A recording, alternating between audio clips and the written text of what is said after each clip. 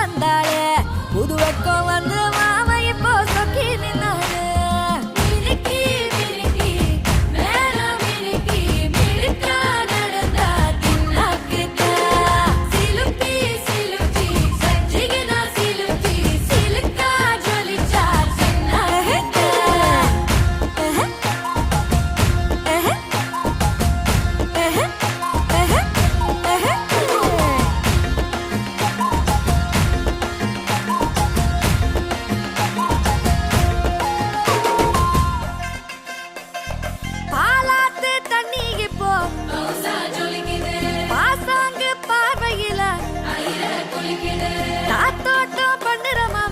தலப்பா நெளியுது